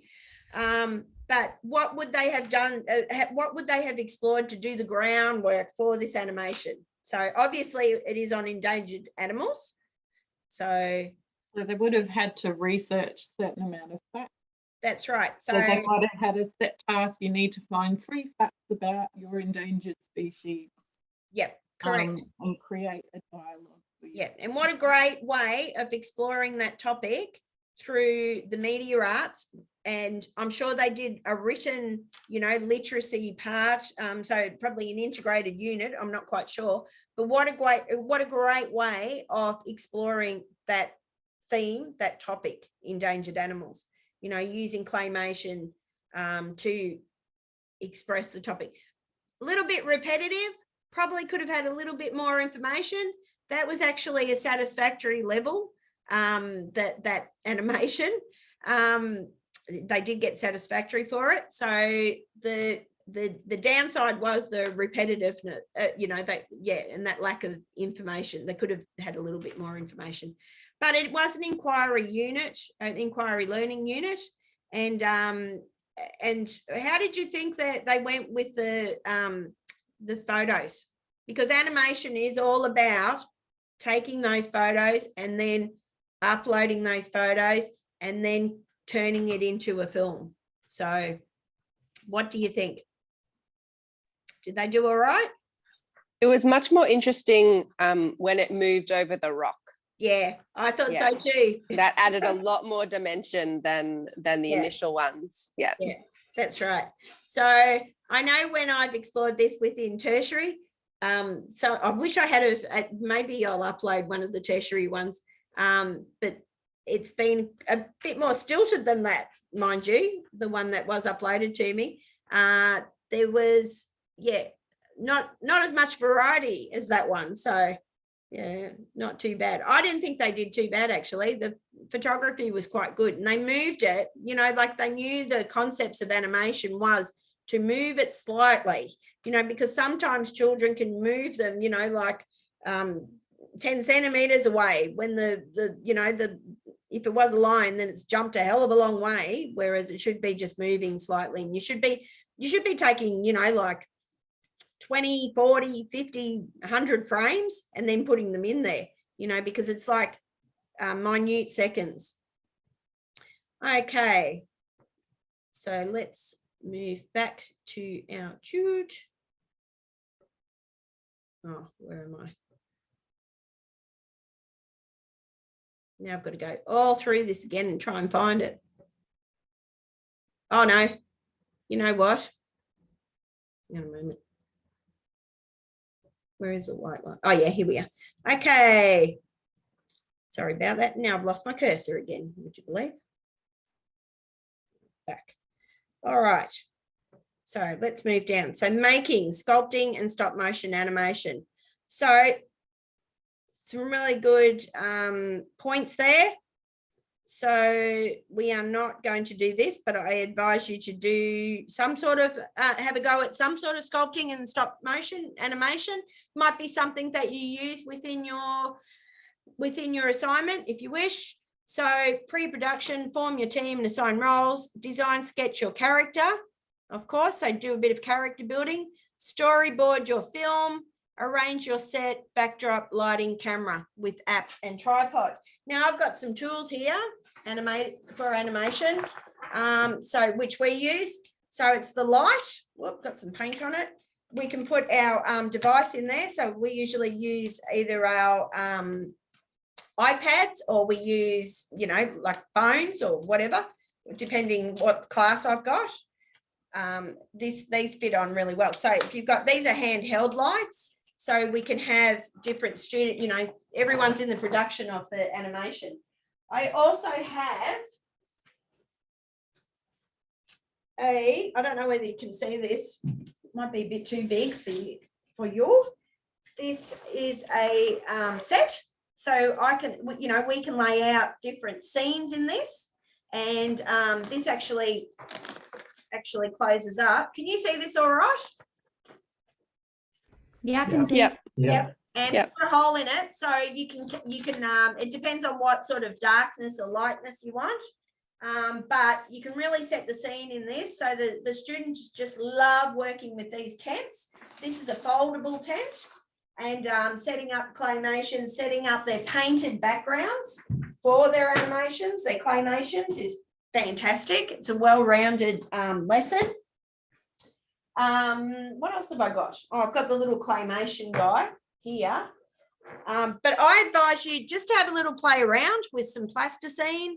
If you can get plasticine or Play-Doh or even clay, you know, like it doesn't have to be painted, you know, you can make a black and white movie if you wish. But of course, the way you plan this out for the children to do is, you know, has to be quite strategic. Okay. Now, as you can see with this little girl, she's placing the characters, the setting, and this is just done by a cardboard box. This is actually, the setting is in a cardboard box. Now, when I've done this in the classroom, then I can set aside these cardboard boxes and they can work on it multiple times, you know, like it doesn't have to be all at once, you know, they've got their little sets and they can set it up, you know, as long as they've got their iPads and they're taking multiple captures and moving the sculptures slightly, then you'll have a successful animation.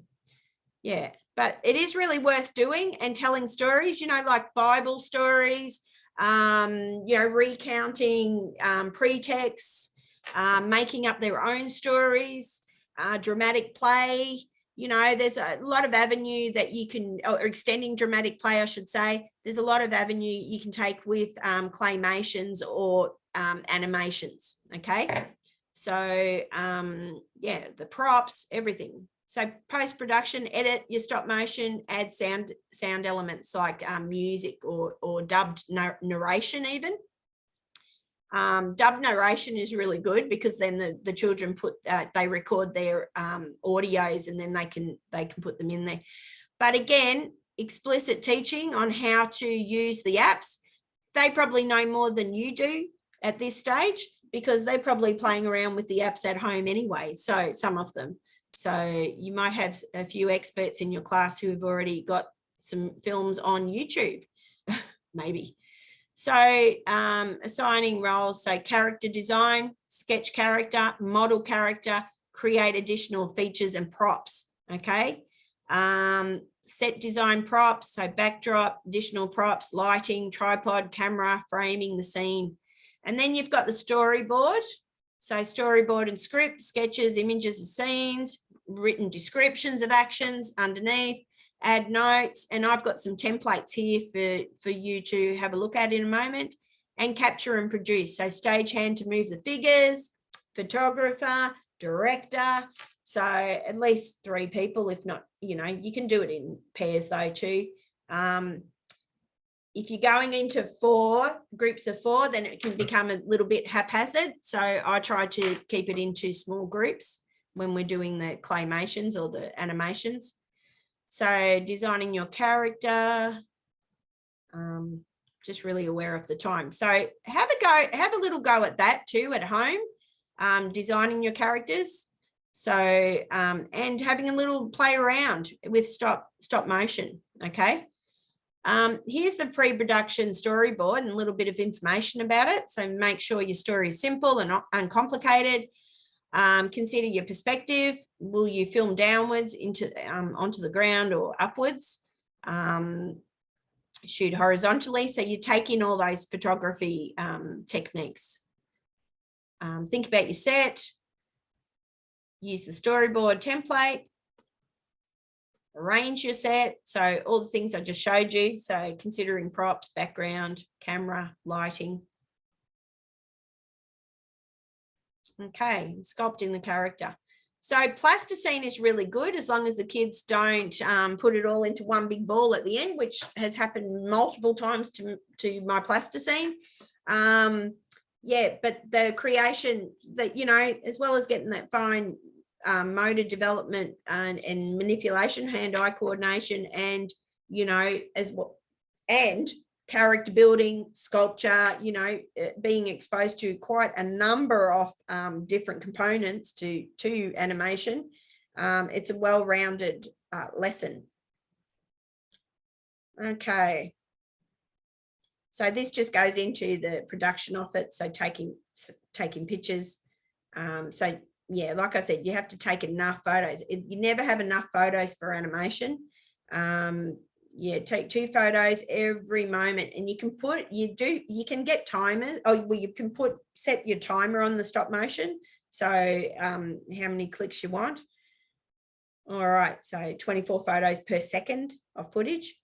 Yeah, and there's a lot of different components you need to talk about. So bodies in the scene, voices, you know, knocking over sets, lots of things. You have to be really, really careful. So safety, there's a lot of things that you need to go through before you actually tackle this.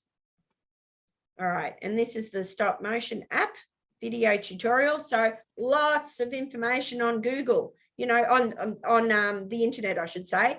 Just have to Google stop motion and a myriad of tips and films come up for you to have a look at. So, you know, you do need to research. Okay, so speed, titles and credit, voiceover, sound effects, music. We've sort of been through that.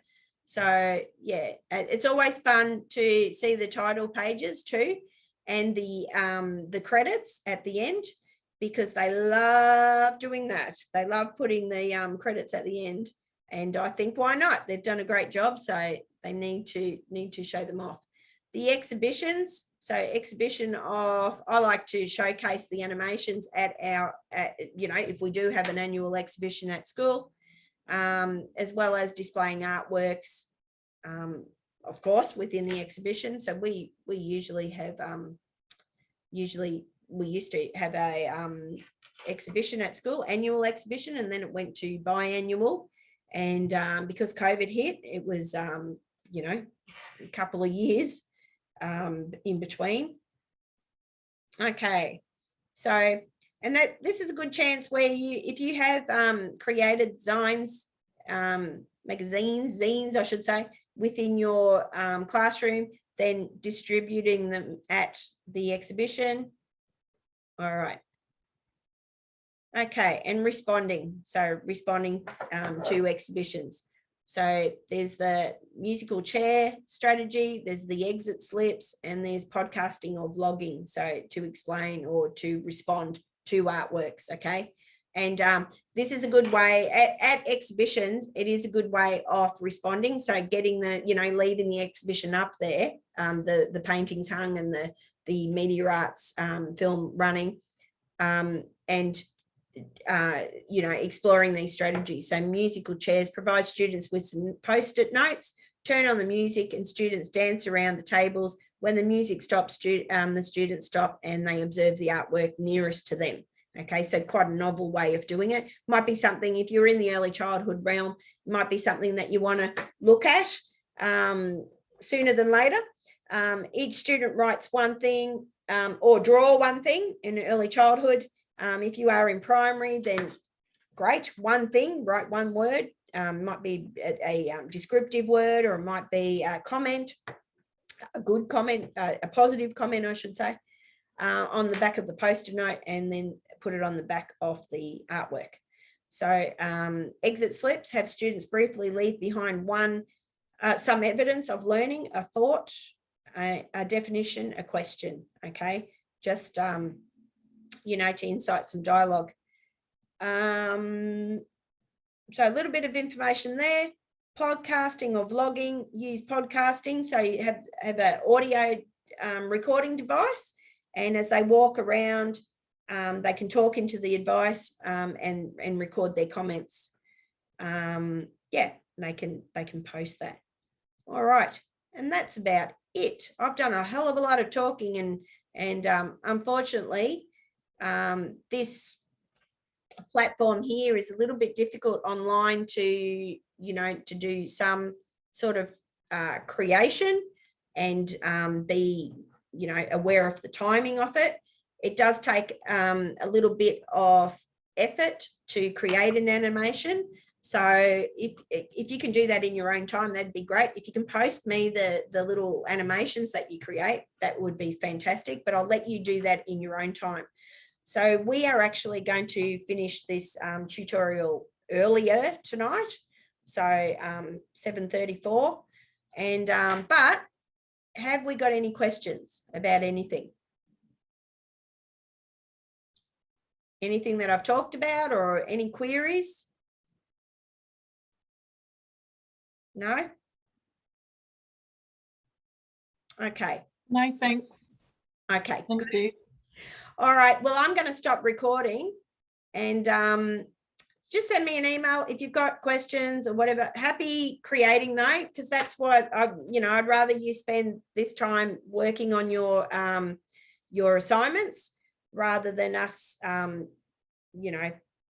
exploring the animations at this time, because I think it's really important that you utilize the time well. But explore animations, explore the fanzines or magazines, and have a little go at things that we have explored in the visual arts and media arts tonight, at a later stage. Okay. All right. Thanks for attending, and we'll end it there, I guess. So thanks, Victoria.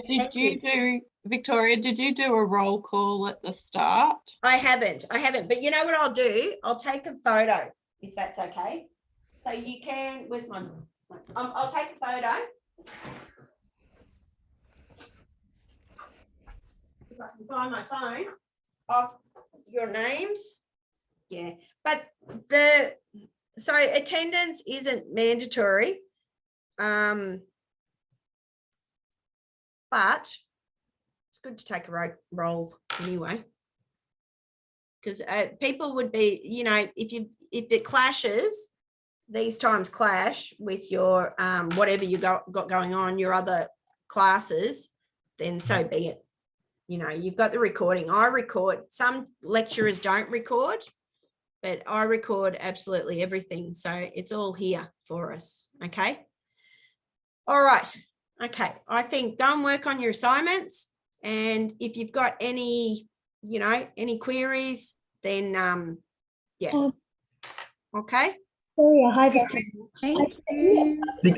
Victoria, sorry, good evening. yes. Can I ask you a very quick question, please? Yeah, sure. It's regarding the assessment, very quick. I was on Leo and on the assessment Dropbox, the Dropbox assessment. It's still due on the 13th of August. No, just ignore that date, because the Dropbox, I'm marking these, and I've given you an extension. So Yeah. I know that's no one's. Yeah, 13th is not, it's still going to be up there, of course, but the 15th, you're not going to get marked down if you hand it in when I say it's handed in. So 15th is it. All right, so it's fine. Hi, Victoria. I do have a Okay, question. thank you. That's okay. Hello. Hi, Victoria. Hi, Mina. How are you? I sent you a private message if you want to have a look, please. Oh, email? No, like as in on here. As a On private. chat? Yeah, yes, please. Oh, hang on. I'll send it again. Okay. Mina, can you stay behind? Yeah, that's fine. No problem. Yeah, just stay behind because I can't, if I show it, it's going to be on the recording. So I'm going to stop recording That's now. fine. That's okay. Like it's